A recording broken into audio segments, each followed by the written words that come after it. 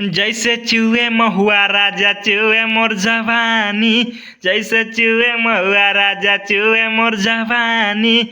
हाय रे गरमिया छोड़ाई देला पानी, जैसे चूहे महुआ राजा चूहे मोर जवानी। तो हेलो दोस्तों, आपका स्वागत है हमारे YouTube channel writer Mahesh Prajapati में। तो दोस्तों, आज हम इसी सॉन्ग पर एक श्री कृष्ण जी का सॉन्ग लेकर आए हैं जो फुल और फ्री है। काफ़ी अच्छा मैटर है, मार्केट में बजने वाला मैटर है। तो चलिए स्टार्ट करते हैं बिना समय गवाए मुखड़े के साथ। और के तना बखान करी कृष्ण कन्हाई, और के तना बखान करी कृष्ण कन्हाई।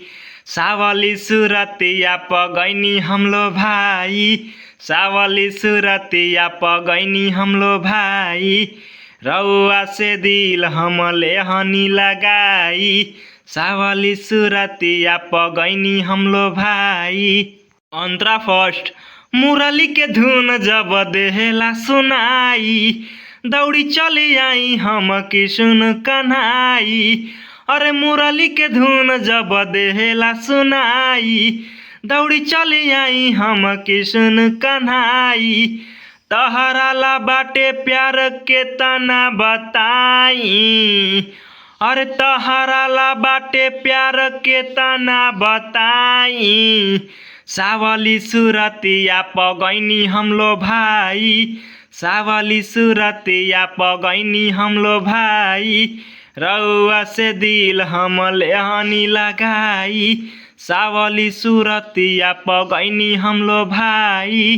दोस्तों, लास्ट अंतरे के लिए हमसे संपर्क करें। हमारा नंबर चैनल के डिस्क्रिप्शन बॉक्स में दिया हुआ है। तो दोस्तों, इसी तरह का फुल और फ्री सॉन्ग पाने के लिए हमारे चैनल को सब्सक्राइब करें और वीडियो को लाइक करें, शेयर करें और कमेंट करें। तो चलिए मिलते हैं किसी नेक्स्ट वीडियो में किसी नए ट्रैक के साथ। तब तक के लिए बाय।